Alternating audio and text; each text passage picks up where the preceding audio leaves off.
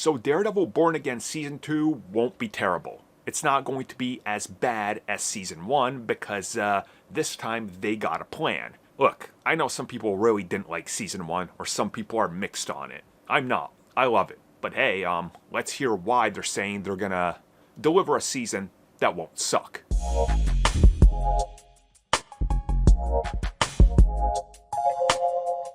Just so we are all on the same page, Daredevil Born Again is my favorite Disney Plus series and my favorite Marvel Studios TV series. Does that mean that I think it's perfect? No. Do I think it's the best one they've produced? No. It's my favorite. But I know that there's plenty of people that don't feel the same way, and I know that there's plenty of people that did not like it. So without naming the outlet or who said what specifically, I'm going to read you a couple of the reactions to Daredevil Born Again from people in the industry, websites, and outlets. One said, and I quote, "Daredevil Born Again, while good, it fails to live up to the original series." End quote. Another one said, and I quote, "Daredevil Born Again is a mess. It completely misses the point of Daredevil and manages to ruin what came before." End quote. The third one says, and I quote, "This might be the most disappointing thing that Marvel Studios has ever put on TV. It's not Daredevil at all, and as a matter of fact, it fails to capture the magic of the Netflix series." End quote. And the final one I'm going to read said, and I quote, "Disappointing. It's like nobody ever watched a Netflix series and all they wanted to do was bring a comic book to live action." End quote. There is a commonality in all the ones I just read that I'm going to touch upon in the next one. Because, believe it or not, Marvel Studios addresses some of this criticism, and they promise that Season 2 will not suck.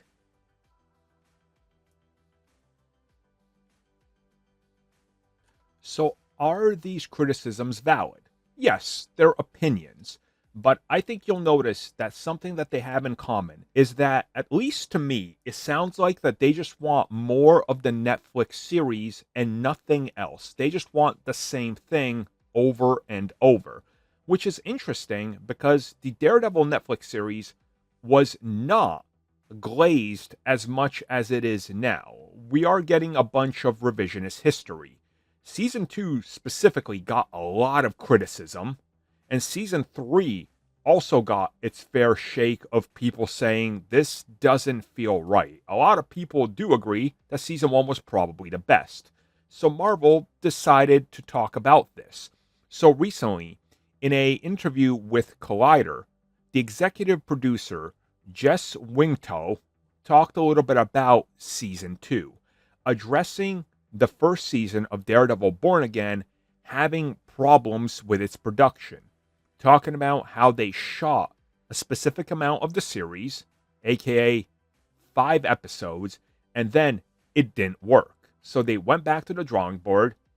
They decided to line it up with the Netflix series and actually make that series canon, and then rewrite aspects of the series that fit into the continuity and canon, and then click it all together to salvage everything that they could to make it seem like one. And that really does show in the series. Not that it takes me out of it, but it does show when you know what to look for, and what to look for can sometimes be very apparent.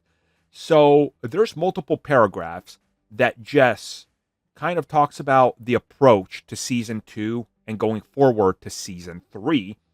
But what they say is that if you had issues with the pacing, with the story, with what happens in Season 1, that a lot of those aspects are being cleaned up, and that they're going to have far less issues because there is a singular vision and focus in Season 2 and beyond that wasn't there for Season 1, promising that Daredevil fans can look forward to a lot of the criticisms of the series being addressed head on, and that they're looking to deliver a more brutal season while also sticking true to what worked with season 1, but also with the Netflix series.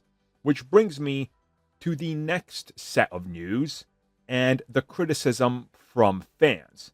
Because I think it's become explicitly clear that MCU or Marvel Daredevil fans don't want Daredevil, they want ABC's Daredevil. So among some of the reviews I read, there was criticisms about Daredevil having the suit and doing acrobatics, because people don't like that. They want less suit and less acrobatics. There was criticisms in those reviews about Daredevil being too much of a vigilante.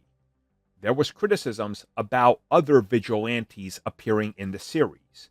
And something in common with all these is that a lot of criticisms that come from a lot of these people and a lot of Daredevil fans these days is that their singular vision is the vision that was produced by Marvel Entertainment and ABC and distributed on Netflix. Remember, Netflix did not really do anything besides distribute and co-finance the series. It was an ABC Disney production released through Netflix. I think a lot of people's version of Daredevil that they know and everything they know about Daredevil comes from the Netflix series. And unfortunately, this is always what does a lot of damage to the character. Because the most accurate representation of Daredevil that we've gotten in live action is She-Hulk. But people hated that series and never ever picked up the She-Hulk comics, or even by extent, by the look of it, Daredevil comics. Now, yes, Daredevil, like many characters, has gone through different incarnations. What we got in Season 1 is very similar to Frank Miller.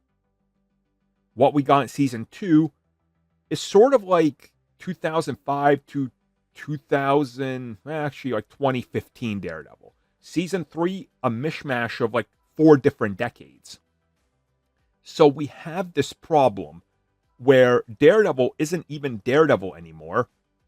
He's a Daredevil created by ABC for a different audience that grew attached to that character.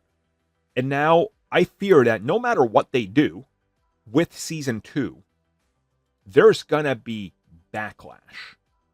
Because Marvel fans don't want Daredevil.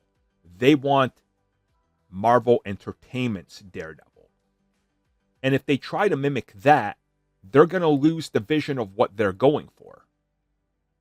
So in the end, I say Marvel doesn't listen to fans and just does what they think is the best cause and story and the end solution for Daredevil, which is continue to tell stories that they feel comfortable with. Because we know if you listen to the internet, it's not going to work out.